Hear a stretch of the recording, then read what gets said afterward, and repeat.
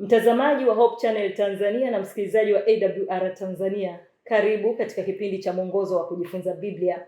Kwa siku hii ya leo utakuwa naye Habi Machilu Mshana kama mwenyekiti katika kipindi hiki. Lakini pia tutakuwa naye mchungaji Robert Tuvako pamoja na mchungaji James Benedicto Didasi. Hawa wote wanatoka katika nyumba ya uchapishaji Ufunuo. Na kwa sasa katika mwongozo wa kujifunza Biblia tupo katika robo ya pili, somo la pili, kukua katika mahusiano na Mungu. Somo la pili, kumjua Mungu. Karibu tuwe sote tunapoanza kipindi chetu mpaka pale tutakapofika tamati. Kwa kuanza kipindi chetu, ninamkaribisha mchungaji Benedicti James Didas kwa ajili ya kutufungulia. Mtakatifu Mungu na Baba yetu wa mbinguni, jina lako litukuzwe sana. Asante kwa namna ya pekee uliyotupatia fursa hii ya kuja tena kujifunza katika neno lako. Tunapojifunza hatua kwa hatua kukujua wewe, kujenga uhusiano thabiti na wewe, tunaomba kupitia mwalimu bora Roho Mtakatifu tujifunze na kufikia kina cha kile unachokusudia tupate, moja na msikilizaji na mtazamaji na sisi hapa, ili tupate kuokolewa. Jina lako litukuzwe, tunaomba kwa jina la Kristo Bwana wetu. Amen. Amina. Na mara baada ya kupata ombi hilo la ufunguzi, na sasa tunarudi kwa ajili ya kuendelea na mjadala wetu katika lesoni hii. Na hivyo basi nakuja kwako mchungaji Tuvako. Tulipata nini katika somo la kwanza la robo hii? Ninakushukuru mwenyekiti. Tunazo sababu za kumshukuru Mungu kwamba robo hii inatujenga katika kukuza uhusiano, kukua katika uhusiano na Mungu. Na kama kuna jambo ambalo naamini kabisa tuliliona kwenye juma la kwanza, ni namna ambavyo hatua hizo za kukua katika uhusiano na Mungu zilivyo bayana. Kabla ya kukua katika uhusiano na Mungu, inatubidi kwanza tutulie ili kufikiria uhusiano wetu naye ulivyo sasa. Na kisha baada ya hapo tukaona Laodikia, kipindi cha 7 cha kanisa la Kikristo, na tukajifunza kupitia hilo kwamba tukoje. Maana ni kanisa la kipindi cha mwisho katika mfululizo au kipindi cha mwisho cha kanisa la Kikristo. Na pia tukajifunza kwamba ikiwa basi tunaangalia uhusiano kati yetu na Mungu, tunakuwa kama matawi, na hivyo usalama wa wale ambao wanachagua kuwa katika uhusiano mzuri na Mungu ni kama tawi katika shina. Ili liweze kuzaa lazima likae katika mzabibu. Na hivyo kama ni kudumu, na ikiwa na kama tulivyoona tumeitwa kukua katika uhusiano na Mungu, basi tukae ndani yake. Fungu letu la kukariri lilikuwa Yohana sura ya 15 fungu la 9, lililosema kama vile alivyonipenda mimi nami nilivyowapenda ninyi, kaeni katika pendo langu. Basi huo ulikuwa ni utangulizi tu kwa ajili ya kuweza kurejelea somo lililopita. Sasa katika somo la juma hili tunatamani kusikia kutoka kwako mchungaji Didasi. Je, ni kwa nini somo la juma hili limekuwa ni muhimu sana kwetu? Asante sana mwenyekiti. Somo la juma hili linalosema kumjua Mungu ni somo la muhimu sana kwetu, kwa sababu ni somo ambalo litafanya tumfahamu Mungu kama anavyofunuliwa katika maandiko matakatifu. Yeye ni nani na yukoje? Anaweza kufanya nini kwetu? Na nilipokuwa nachunguza nikajua kwamba kumbe kumjua mtu ni tofauti na kufahamu tu habari zake. Umesikia, umemuona mtu kwa mbali ukamfahamu. Kujua kunaenda ndani zaidi. Kujua kunatufikisha kule katika kile tunachojifunza robo hii, kujenga uhusiano. Kumjua Mungu maana yake ni kuwa na uhusiano naye. Lakini somo la juma hili linatupatia picha ya Mungu huyu tunayetaka kujenga uhusiano naye. Huwezi kujenga uhusiano na mtu ambaye haumfahamu. Kwa hiyo kwa namna ya pekee somo la juma hili linatupeleka katika kumfahamu Mungu ni nani na vile alivyo. Sisi wenyewe katika ukomo wetu wa akili zenye dhambi hatuwezi kumwelezea Mungu vizuri, hatuwezi kumwelezea katika sifa zake bainishi za kina. Lakini kile ambacho Biblia inatuelezea ndicho tunachoweza kujifunza na kutupatia msingi, hatua ya muhimu katika kujenga uhusiano na Mungu. Kwa mfano, katika kitabu cha Mwanzo tutaona namna ambavyo Mungu anaelezewa Mungu kana kwamba pasatuvako wakati fulani wasomi wanazuoni wa Biblia wanaona kuna Mungu wa aina mbili katika kitabu cha Mwanzo sura ya kwanza na sura ya pili.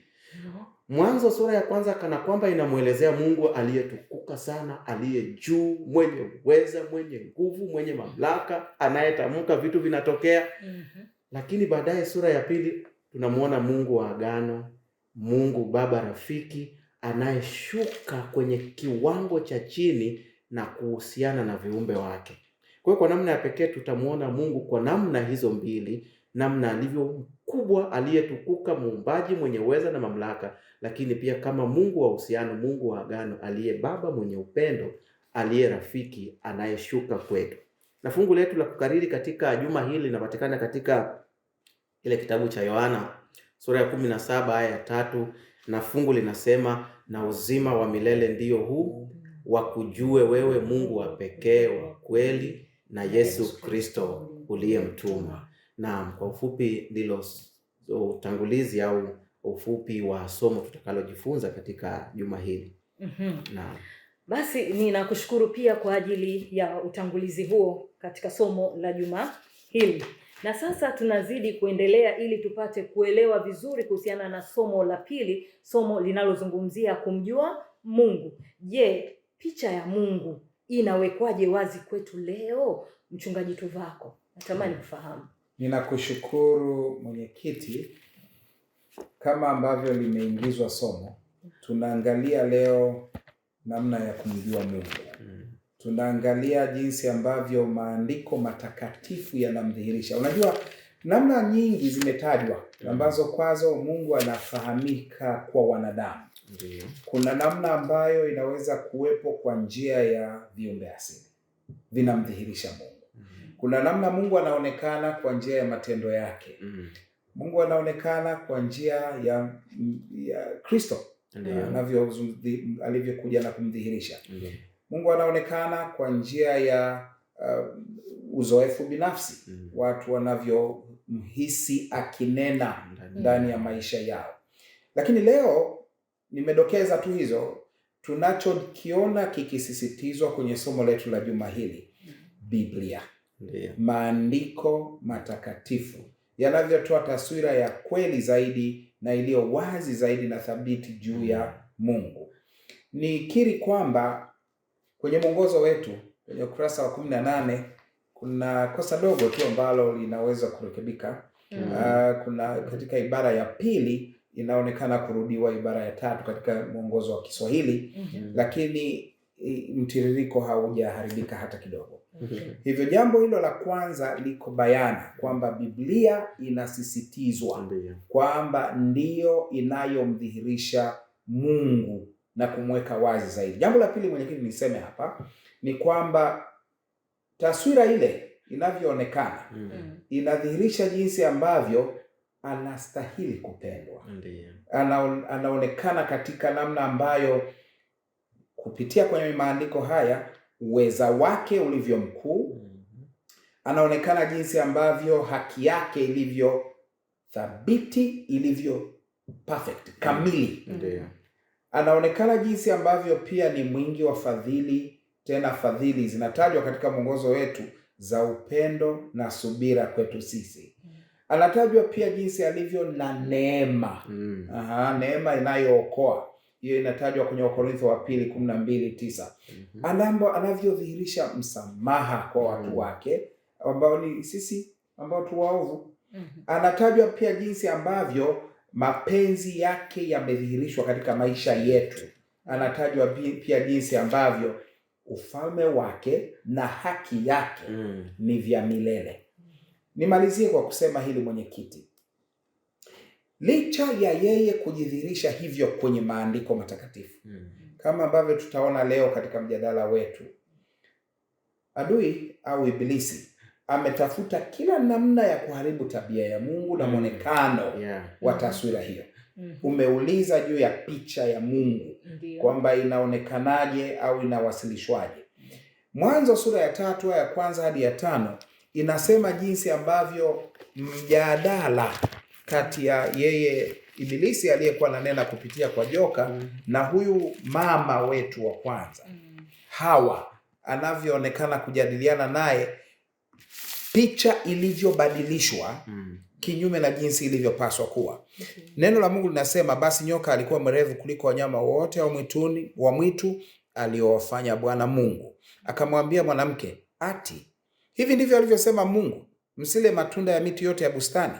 Mwanamke akamwambia nyoka, matunda ya miti ya bustanini twaweza kula, lakini matunda ya mti ulio katikati ya bustani Mungu amesema, msiale wala msiaguse, msije mkafa.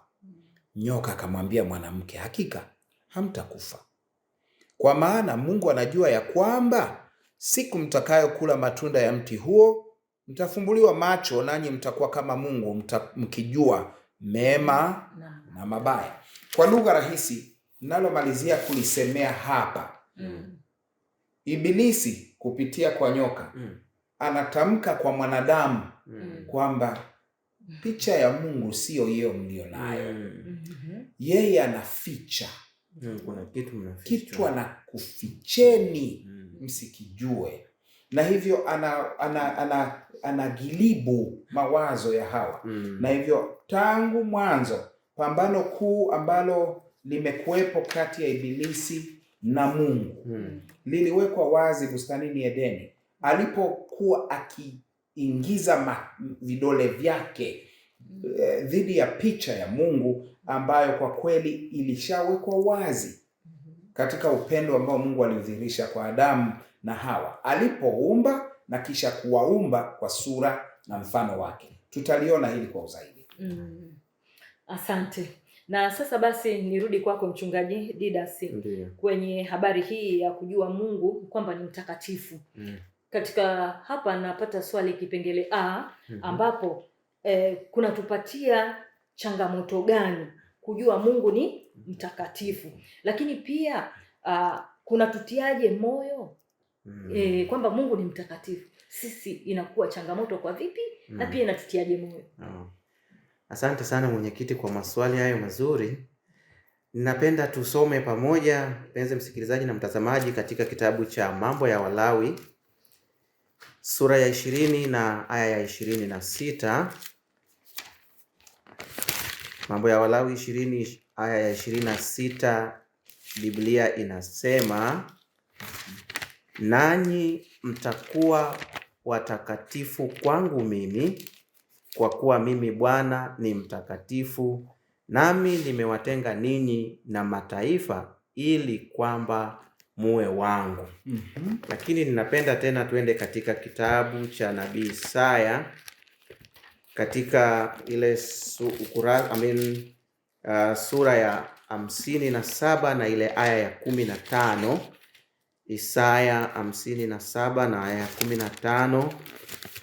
Biblia inasema, maana yeye aliye juu aliyetukuka akae milele, ambaye jina lake ni mtakatifu, asema hivi, nakaa mimi mahali palipoinuka palipo patakatifu, tena pamoja na yeye aliye na roho iliyotubu na kunyenyekea, ili kufufua roho za wanyenyekevu na kuifufua mioyo yao waliotubu.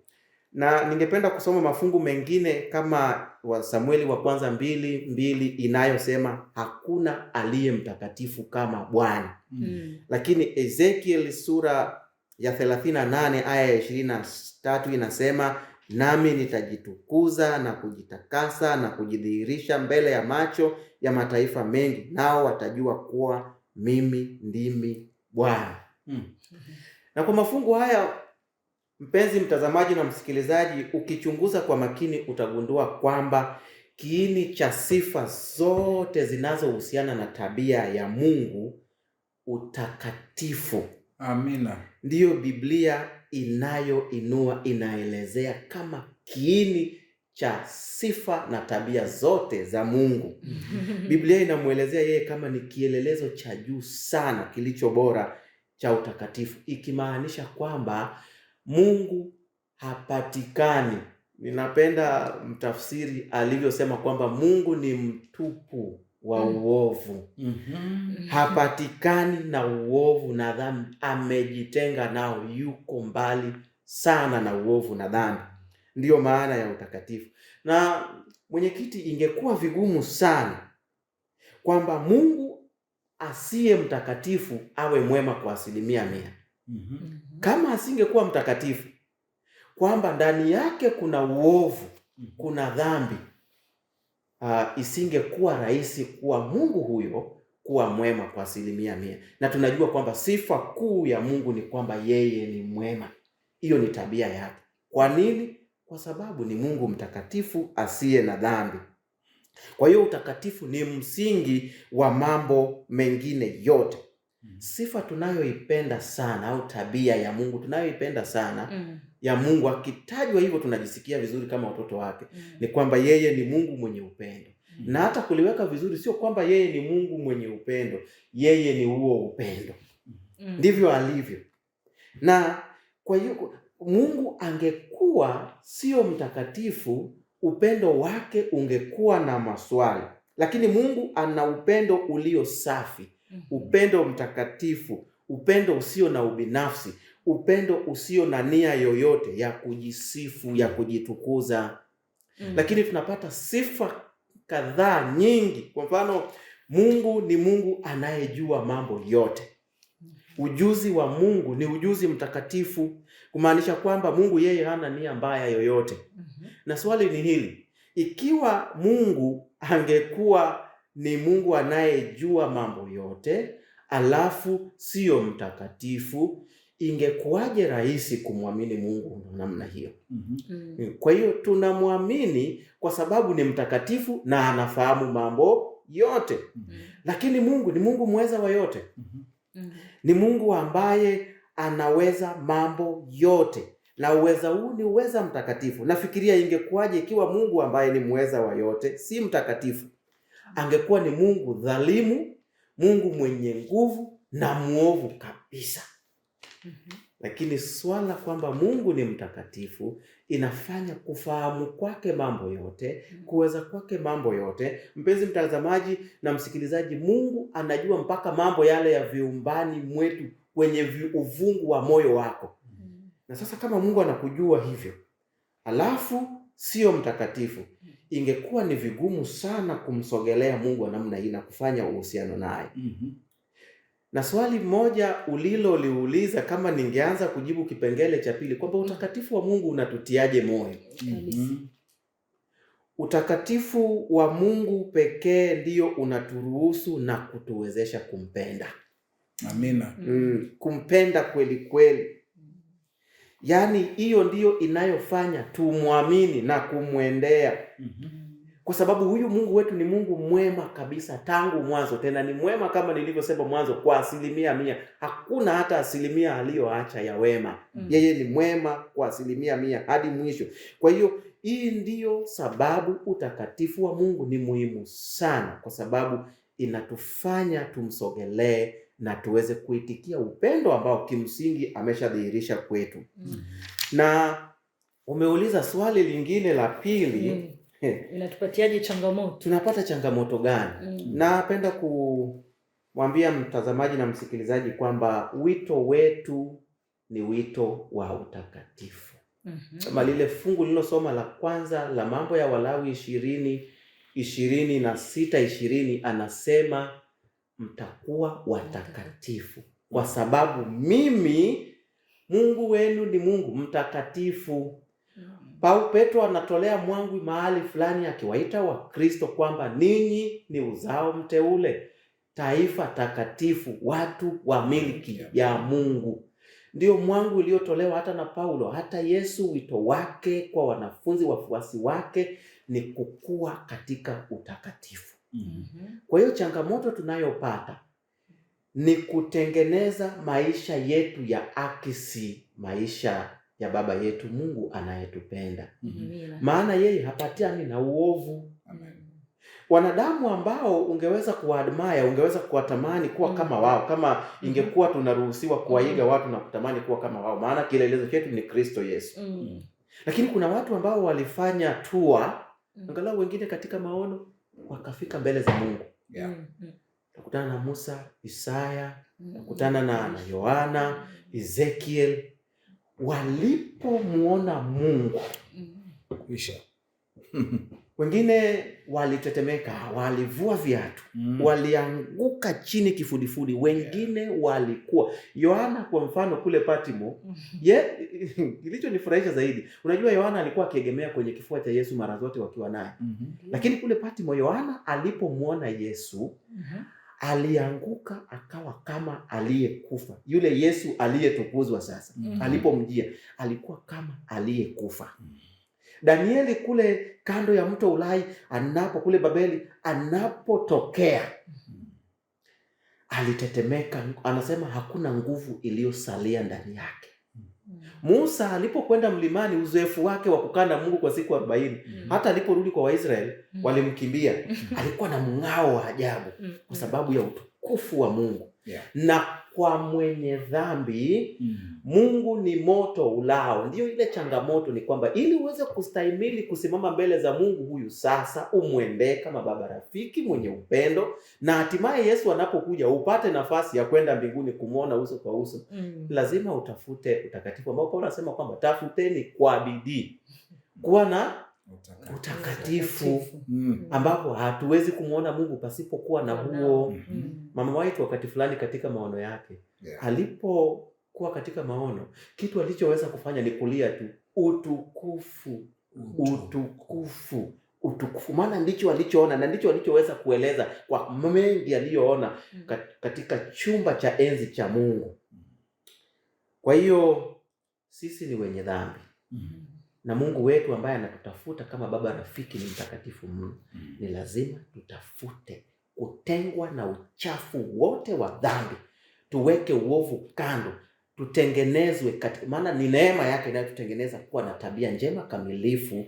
Kwa neema ya Yesu tunaweza kustahimili kusimama mbele zake kama watoto wake watakatifu. Nilikuwa na tafakari tu binadamu, tumeusikia Waswahili msemo mmoja, ni methali inayosema, nadhani nasema mtoto wa nyoka ni nyoka. Nilikuwa sitafakari kwa kusema kwamba mtoto wa Mungu ni Mungu, kwa sababu Mungu tunatofautiana naye kwa asili, na kuna sifa fulani ambazo amereserve, amebaki nazo ni za kwake. Lakini kuna sifa ambazo tunapaswa kuziakisi. Amina. Tuwe nazo kama upendo, msamaha, wema, kiasi, fadhili, huruma. Tuwe nazo ili tuakisi tabia ya baba yetu aliyetuumba, aliyetuweka katika ulimwengu huu.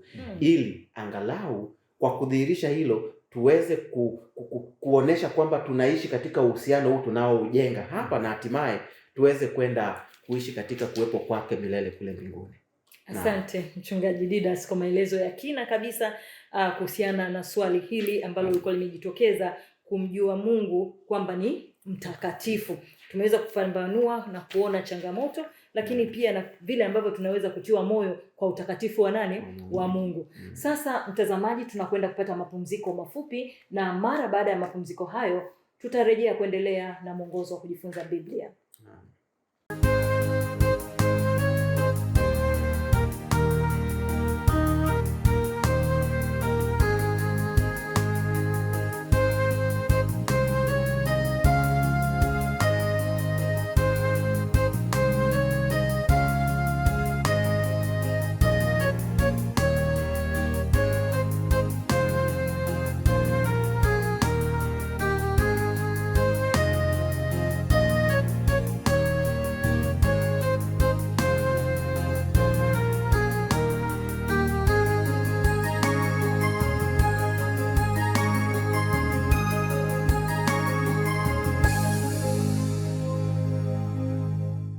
Baada ya mapumziko mafupi, mtazamaji na msikilizaji, tunaendelea na mwongozo wa kujifunza Biblia.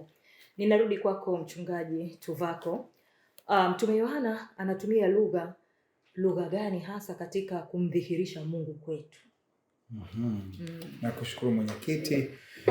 Ukiniuliza juu ya Yohana, namna anavyolieleza swala la Mungu na mtazamo wake juu yake na anavyomwelezea kwetu, moja kwa moja ninaenda kwenye Yohana wa kwanza sura ya 4 aya ya 7.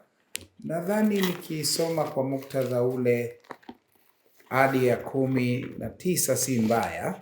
Yohana wa kwanza sura ya 4 aya ya 7, anaposema, wapenzi na mpendane, kwa kuwa pendo latoka kwa Mungu, na kila apendaye amezaliwa na Mungu, naye anamjua Mungu. Yeye asiyependa hakumjua Mungu, kwa maana Mungu ni upendo. Katika hili pendo la Mungu lilionekana kwetu, kwamba Mungu amemtuma mwanawe pekee ulimwenguni ili tupate uzima kwa yeye.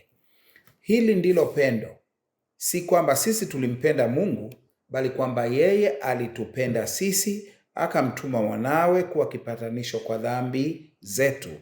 Wapenzi, ikiwa Mungu alitupenda sisi hivi, imetupasa na sisi kupendana. Hakuna mtu aliyemwona Mungu wakati wowote. Tukipendana, Mungu hukaa ndani yetu na pendo lake limekamilika ndani yetu. Katika hili tunafahamu ya kuwa tunakaa ndani yake, naye ndani yetu, kwa kuwa ametushirikisha Roho wake. Na sisi tumeona na kushuhudia ya kuwa Baba amemtuma mwana kuwa mwokozi wa ulimwengu. Kila akiria ya kuwa Yesu ni mwana wa Mungu, Mungu hukaa ndani yake, naye ndani ya Mungu. Nasi tumelifahamu pendo alilonalo Mungu kwetu sisi na kuliamini. Mungu ni upendo, naye akaaye katika pendo hukaa ndani ya Mungu, na Mungu hukaa ndani yake. Katika hili pendo limekamilishwa kwetu, ili tuwe na ujasiri katika siku ya hukumu, kwa kuwa kama yeye alivyo ndivyo tulivyo na sisi ulimwenguni humu. Katika pendo hamna hofu, lakini pendo lililo kamili huitupa nje hofu, kwa maana hofu ina adhabu, na mwenye hofu hukamilishwa katika pendo. Sisi twapenda kwa maana yeye alitupenda sisi kwanza. Moja ya aya ambazo zilinifurahisha sana, au niseme ibara katika Biblia iliyonifurahisha sana kwenye masomo ya Kiyunani ilikuwa hii ya Yohana wa kwanza 4. Maana baada ya kujifunza lugha ile ya asili ambayo ndiyo mtume Yohana alitumia kuandika, mwalimu au mkufunzi wa chuo sasa tafsirini wenyewe hiyo sura. Na nikajikuta nimeingia kupenda namna ambavyo mtume Yohana alieleza hoja ya kwamba Mungu ni nani.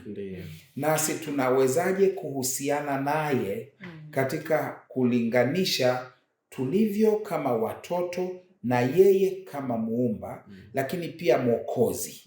Na hivyo hoja tunayoiona katika kujibu swali lako mwenyekiti, Yohana anamdhihirisha Mungu kwamba ni upendo. Hamsemi kabisa hata kidogo kwamba Mungu ana upendo. Hapana. Mungu ni huo upendo. Na hivyo hiyo ni tabia yake. Hiyo ni asili yake. Yeye ni kama vile ambavyo mwandishi wa mwongozo anapendekeza mahali pengine hapa, ya kwamba hata kama ungechukua Wakorintho wa kwanza 13 ukapelekana nayo katika inavyoeleza upendo huvumilia, upendo haujivuni, ukaondoa neno upendo, ukaweka neno Mungu, mtiririko ungebaki sahihi kabisa. Kwa sababu Mungu ni mvumilivu. Mungu ni hizo sifa za upendo. Sasa hilo ni la kwanza ambalo liko bayana katika hiyo ibara ya Yohana wa kwanza 4 fungu la 7 hadi 19. Lakini la pili mwenyekiti, niseme hapa ya kwamba namna ambavyo msisitizo wa Yohana unaliweka vizuri, kudhihirishwa kwake ni faida kwetu. Kwa nini? Anatualika sasa tuakisi hiyo tabia. Na hivyo anasema tukae katika pendo, tukae ndani yake. Na kukaa ndani yake ni kwamba tunaakisi kile ambacho tunakiamini, na kama tunamwamini kwamba Mungu yu hicho, ndio basi tunaakisi hicho. Na hicho tunaakisi kwa namna gani? Anasema Mungu amedhihirika kwamba ni upendo, na akae katika hilo hukaa ndani ya Mungu na Mungu hukaa ndani yake. Na hivyo kwa uwezo wake aliye ndani ya yule anayemwamini, huyu anayeamini anamwakisi yule aliye ndani yake.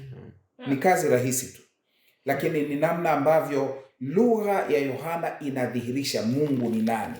Kuna neno limetumiwa ambalo Kiebrania linaitwa hesed, ambalo kwa kweli sio tu neno la haraka tu la kusema Mungu ni upendo au kuonyesha tu ya kwamba ana tabia hiyo, lakini ni upendo wa kiagano. Kwa maana ya kwamba yu radhi kuweka maisha rehani ili tu tabia yake hiyo idhihirike. Na hivyo kwa maana hiyo anapotumia neno hesed, anamaanisha Mungu ni mwaminifu, anashikamanisha tabia yake katika kutuonyesha alivyo. Na hivyo ni uthabiti ambao una ulaini au uororo, unaweza kusema kwa lugha hiyo, uthabiti katika agano linaloakisiwa na upendo. Nimalizie kwa kusema hili, mwenyekiti, ya kwamba ibara ya mwisho ya ukurasa wa 20 inataja mambo kama mawili matatu. Moja ni jina lake. Majina hasa, niseme moja. Moja ni hili Adonai, ambalo walikuwa wanalitamka kwa heshima na kicho watu wa Mungu wa kale. Na hili likimaanisha ni Bwana wa wote, tena anayetawala milele, lakini ambaye kwa maana hiyo basi anatunza agano lake la milele. Jina lingine ni Yahweh Yire au Yehova Yire, Bwana atatoa, ikimaanisha tabia ile ya upendo ambayo inatoa. Haitoi tu vitu, inatoa uzima, inatoa uokovu, inatoa vyote vilivyo vyema. Na hivyo kwa namna hiyo Mungu ni nani? Mungu akiwa Adonai ni Bwana anayejali viumbe vyake milele. Tena anaweka agano na viumbe vyake. Mungu au Bwana, Mungu huyo ambaye ni upendo, akitwa Yehova Yire au Yahweh Yire, ni nani? Ni Mungu ambaye anatoa hata uhai kudhihirisha alivyo upendo. Na hivyo Mungu ni upendo kama Yohana alivyomsema, na kwa maneno hayo yatosha kusema ya kwamba kwa sababu yeye ndivyo alivyo na ametuita na kutufanya watoto wake, ili tukikaa ndani yake yeye akae ndani yetu, tutaweza kwa uwezo wake kuakisi tabia yake. Asante sana Mchungaji Tuvako kwa maelezo hayo. Tumeona namna gani Mtume Yohana anatumia lugha kumdhihirisha Mungu kwetu sisi. Lugha aliyotumia, Mungu ni upendo. Sasa nakuja kwako Mchungaji Didas. Musa naye, Musa anamwelezeaje Mungu kama Elohim na pia kama Yahweh? Anatufundisha nini?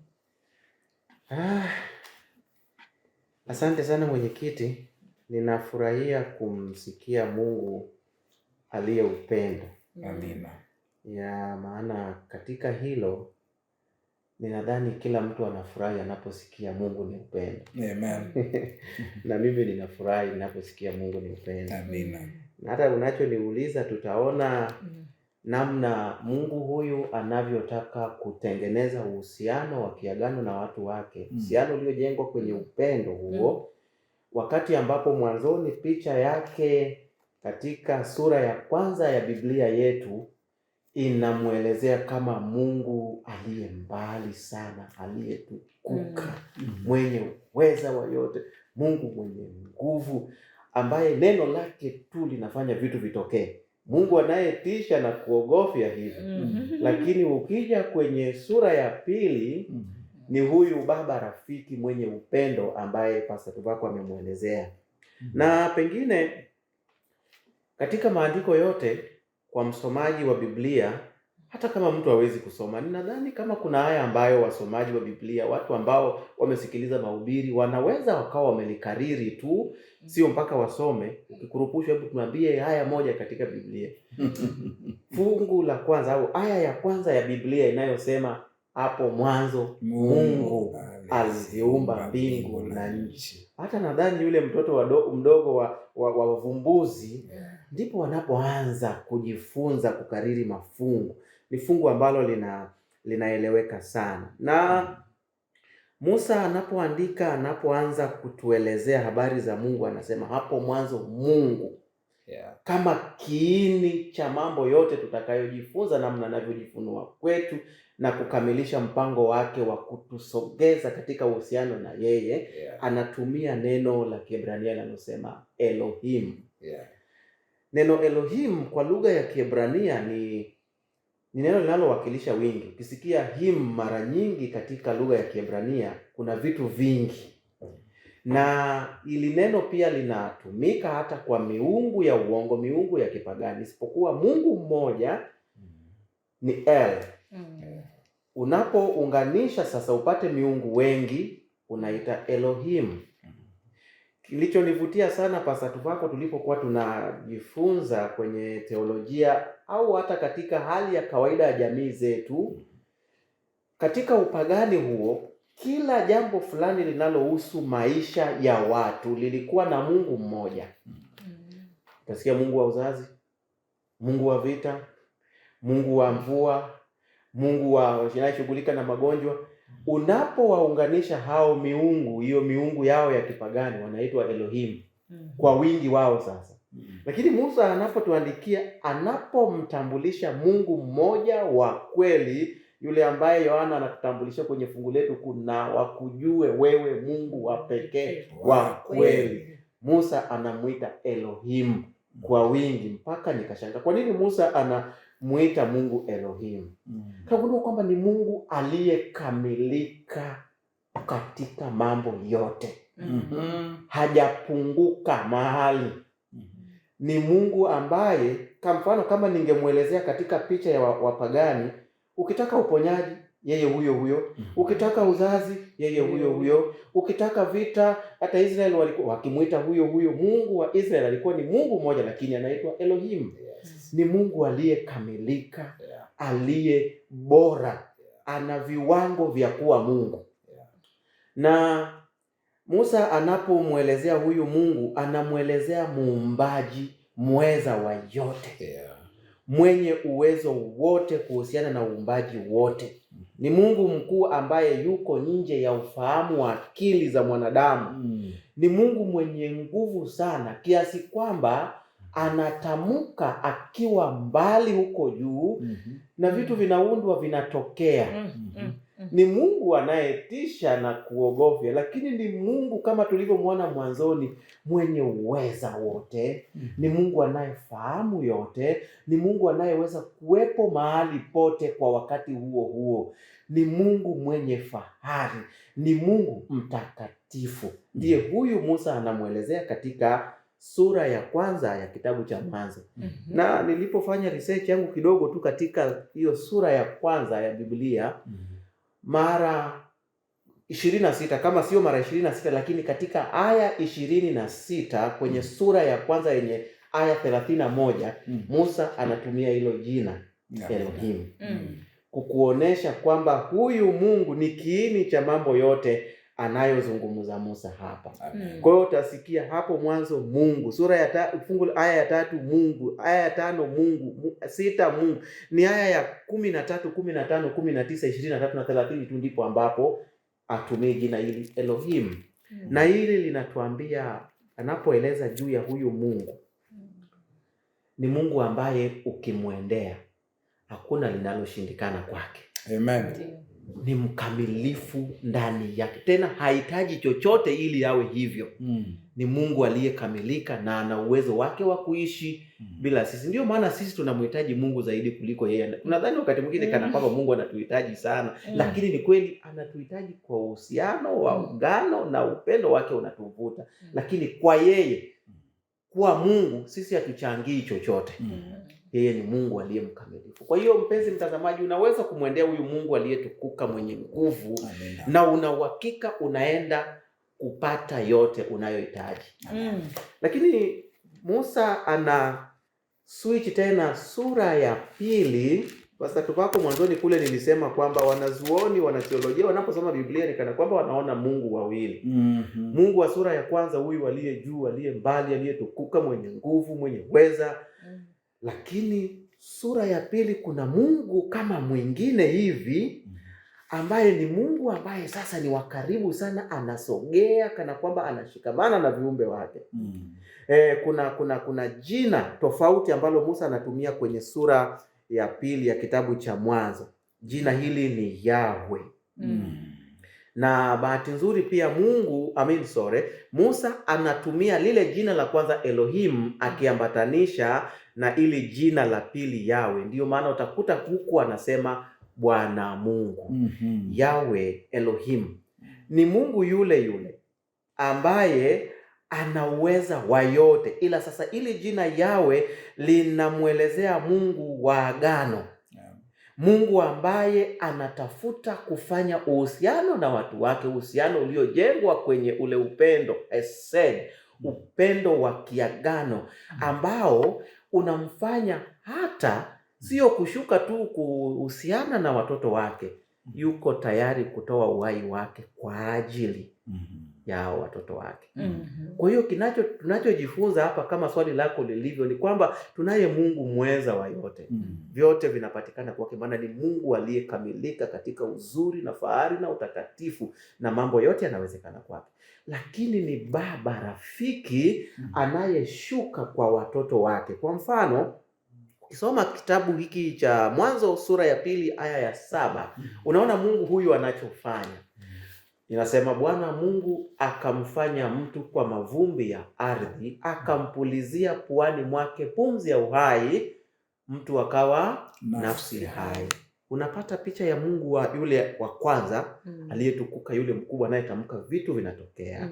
Sasa anashuka kama amepiga magoti sijui, anafinyanga udongo. Alafu ninaona sanamu ya Adamu mkubwa, maana aliumbwa katika ukamilifu na uzuri wote. Yeye pamoja na wazazi wetu wa kwanza walikuwa ni wazuri sana. Walikamilika. Walikuwa na sia njema, urefu huko ambapo hata wanazuoni wanajaribu kutafuta, walikuwa futi 12, wengine 16. Walikuwa ni wazuri sana katika ukamilifu wote na utakatifu. Sasa pale Adamu yuko amelala hiki kisanamu chake kisicho na uhai. Alafu Mungu anakwenda kwenye kile ambacho wanazuoni wanasema the kiss of life. Busu la uhai. Mungu anakwenda katika pua ya Adamu, anapuliza pumzi ya uhai, na Adamu anasimama, anakuwa nafsi hai.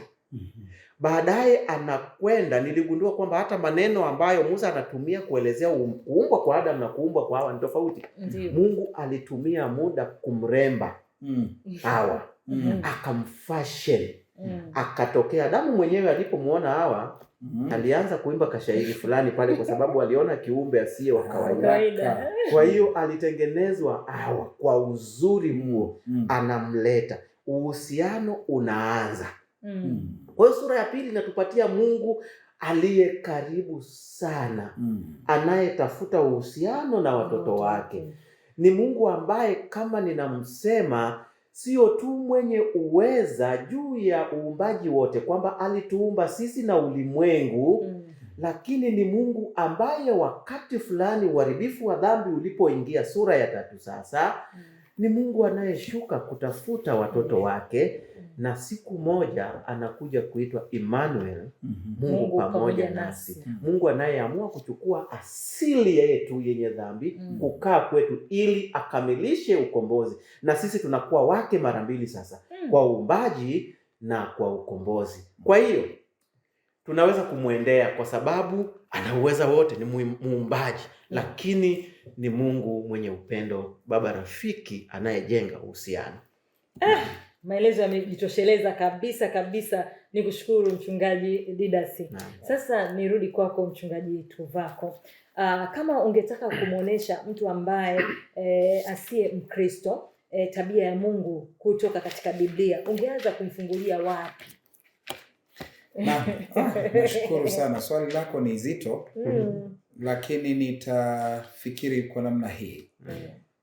Moja kwa moja ninamuomba Roho Mtakatifu aniongoze. Ndio. Ili nijue wapi nifungue, ambapo nitaenda katika kumfafanulia huyu rafiki, lakini kwa hakika Roho wa Mungu anatusaidia kuona namna rahisi ya kumdhihirisha Mungu katika Biblia ni kupitia kwa Kristo Yesu. Na kuna mitazamo minne, nayo inaungana vizuri sana na kile ambacho mchungaji Didas amemaliza kukizungumzia muda mfupi uliopita. Unajua, unapomuona Mungu akiwa karibu, haikomei hapo. Anapokuja sasa kuwa Emmanuel, Mungu pamoja nasi. Sio tu karibu, lakini kati yetu. Ndio. Anapokuwa kati yetu ndipo tunamuona Mathayo anapoliingiza swala la Kristo au Masihi aliyetimiza kile kilichokuwa kimeahidiwa.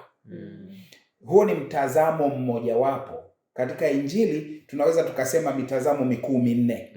Mathayo anapomdhihirisha hivyo Masihi aliyekuwa ameahidiwa, ambaye anakuja kwa wakati kutimiza lile lililosubiriwa. Mtazamo wa pili unaweza ukawita wa Marko. Mtazamo wa Marko ambao unamuona Yesu akiishi maisha ya utendaji, ya huduma, kujitoa kati ya watu akishughulika nao katika namna yake ya utendaji unaodhihirisha kwamba kweli Mungu ni upendo. Lakini mtazamo mwingine ni ule unaweza kuita wa Daktari Luka. Mwandishi Luka anavyouweka kwa namna ambavyo Yesu anaonesha anavyojisikia akiwa na rehema na ubinadamu wake ulio mkamilifu, lakini akishughulika katika kuponya, akishughulika katika kuwaonyesha wanadamu Mungu anavyojali na alivyo kweli katika maisha yao. Lakini pia mtazamo wa nne, Yohana. Yohana katika vitabu vile vinne vya Injili, Yohana anaonekana sasa akimuonesha mwana wa Mungu ambaye anafanyika mwanadamu. Neno alikuwa kwa Mungu, neno alikuwa Mungu, lakini neno akashuka kwetu, akavaa mwili na akawa kati yetu kama mwana pekee wa Mungu. Na hivyo tunamuona Yohana akiweka mtazamo au taswira hii ya Mungu kati yetu kwa namna hiyo. Sasa kwa nini nimependa hii mitazamo minne? Ni namna nzuri ambavyo vitabu vya Injili vinadhihirisha mwonekano wa Mungu. Vinaweza kuwa vinamzungumzia Kristo Yesu, sio vinaweza, vinamzungumzia Kristo Yesu yule. Lakini katika namna mbalimbali ambazo kwa uwezo au kwa mtazamo wao wa kibinadamu Mungu aliyowapa licha ya kuvuviwa na Roho.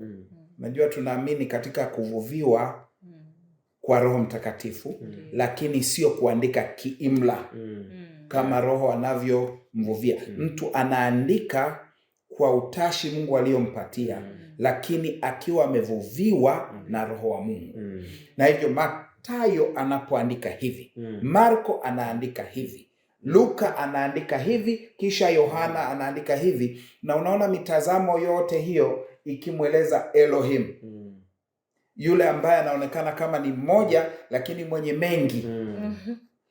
Sasa hiyo sura hiyo taswira ni muhimu sana leo kuiona tunapokaribia mwisho wa mjadala wetu. Mungu ambaye ni Emmanuel, Mungu pamoja nasi. Anakuwaje pamoja nasi? Anaonekana katika namna ambazo sisi tunaweza kuzielewa kwa mionekano na mitazamo mbalimbali. Na ndio maana napenda ninukuu kauli ya mjumbe wa Mungu Ellen White anavyoiweka hapa katika nukuu iliyowekwa kwenye ukurasa wa 22. Anaposema haiwasilishi, nasema Injili, vitabu vya Injili haviwasilishi mambo kwa mtindo mmoja tu. Kila mwandishi na uzoefu wake alionao, anao huo uzoefu, na kwa utofauti huo anapanua na kuongeza ujuzi unaotolewa ili kukidhi mahitaji ya watu wenye mawazo mbalimbali. Sasa kwa njia hiyo anawafikia watu katika mitazamo mbalimbali. Aliyemwona Kristo amemwona Mungu, na kwa namna hiyo katika mitazamo yote, wewe unatazama kwa namna ya Yohana au kwa namna ya Mathayo au kwa namna ya Luka au kwa namna ya Marko, unapomwona Kristo unamwona Mungu kati yetu. Na nimalize kwa kusoma hili. Unajua, ninaipenda sana kauli iliyowekwa pale mwisho wa ukurasa wa 22. Tunagusa juu tu katika mada hii ya tabia ya nani? Tabia ya Mungu. Mungu ni mkuu, wa ajabu kuliko tunavyoweza kuelewa, na tutakuwa tukijifunza juu yake milele. Asante kwa maelezo hayo kwako Mchungaji Didas. Kulingana na somo letu la juma hili, ni njia gani bora zaidi ya kumwona Mungu kwa uwazi licha ya macho yetu ya kibinadamu ambayo mara nyingi huelewa vibaya njia zake takatifu na kamilifu? Naam, mwenyekiti, njia iliyo bora zaidi inayoweza ikamfunua Mungu kwetu, tukizingatia ukomo wetu wa mawazo na namna tunavyoweza kuwakilisha vibaya picha ya Mungu, ni kurudi katika neno lake, Biblia iliyovuviwa. Biblia pekee ndiyo inayoweza kufunua kwetu Mungu alivyo, na yeye ni nani, na alichofanya na anachofanya na atakachofanya. Na hivyo tutakuwa na ujasiri wa kumwendea, kwa sababu hili ni neno lililothibitishwa na ni kweli, ni neno lake alilowavuvia watu wake. Kama Pastor Tuvako kwamba angalau ametupatia muonjo wa waandishi 4 katika Biblia hii iliyo na waandishi zaidi ya 40, kila moja katika engo yake ya uzoefu, lakini Mungu akafunuliwa kwetu kwa namna ya ajabu sana. Kwa hiyo Mungu anatamani tuwakilishe tabia yake pamoja na ukomo wetu tulionao. Tunapofungua mioyo yetu kwa njia ya Roho Mtakatifu, tukisoma neno lake, tunapata picha nzuri ya Mungu, huyu ni nani na amefanya nini, na hivyo tunaweza kujenga uhusiano naye na kuwasaidia wengine pia kujenga uhusiano na Mungu. Na kuna nukuu ambayo nimeipenda pale katika ukurasa wa 23 inayotuelezea kwa kina sifa au tabia ya Mungu, na namna tunavyojifunza Biblia inaweza kutufanya tumwelewe Mungu zaidi. Tabia ya Mungu ambayo, Pastor Tuvako, umilele wote hautoshi kumfunua Mungu kwetu. Tutaendelea kujifunza na kujifunza katika zama zote za milele kuhusu Mungu. Maana kama kungetokea siku moja tukamwelewa Mungu, maswali yetu yote juu yake yakajibiwa, huenda siku hiyo angekoma kuwa Mungu. Unaweza kutafakari kila siku ya maisha yako, unaweza kuchunguza maandiko kwa bidii ili upate kuyaelewa. Unaweza kuleta kila nguvu na uwezo ambao Mungu amekupatia katika jitihada ya kuelewa upendo na huruma ya Baba wa mbinguni, na bado kutakuwa na milele iliyo mbele zaidi ya hayo. Unaweza kujifunza upendo huo kwa muda mrefu na bado usiweze kuelewa upana na urefu na kimo na kina ya upendo wa Mungu katika kumtoa mwana wake ili afe kwa ajili ya ulimwengu. Milele yenyewe haiwezi kuufunua kikamilifu, na bado tunapojifunza Biblia, tunaporudishwa katika Biblia, tunapojifunza Biblia na kutafakari maisha ya Kristo na mpango wa ukombozi, mada hizi kuu zitaufungua ufahamu wetu zaidi na zaidi. Amen. Kitabu hiki kiwe rafiki yako mpenzi mtazamaji na msikilizaji, maana hapa ndipo Mungu anapofunuliwa, na angalau tunamfahamu kwa kiasi, lakini tutajifunza na kumwelewa kwa umilele wote. Amen. Asante. Mjadala wetu kwa leo uishie hapa. Asanteni sana. Na hivyo basi, ombi la kufunga ni mkaribishe Mchungaji Robert Tuvako. Tuombe. Baba yetu Mungu mtakatifu, Mwokozi wetu na mpaji wa vyote vilivyo vyema, umetuambia katika neno lako uzima wa milele unapatikana katika kukujua wewe. Ndiyo. Na tena kukumjua Kristo Yesu uliyemtuma. Bwana, tunatambua umefanya yote ili kuhusiana nasi. Tusaidie mpenzi mtazamaji na msikilizaji pamoja nasi kukuitikia kwa namna iliyo njema. Tupe kukutafuta kama wewe ulivyotutafuta kwanza. Tupe kuitikia upendo wako na kukupenda kama ulivyotupenda sisi. Katika Kristo Yesu Bwana wetu tumeomba na kushukuru. Amina. Amen. Asanteni. Mpendwa mtazamaji, na kwa kufikia hapo tumefikia tamati ya kipindi hiki kwa siku hii ya leo. Basi nipende tu kukuambia kwamba tulipata fursa ya kuwa na mjadala mzuri sana, na walioweza kufanikisha mjadala huu si mwingine ni mchungaji Robert Tuvako pamoja na mchungaji James Benedicto Didas kutoka nyumba ya uchapishaji Ufunuo, na tumebarikiwa sana. Lakini pia umekuwa naye mwenyekiti wa siku hii ya leo Habi Machilu Mshana. Nikutakie utazamaji mwema wa vipindi vinavyoendelea.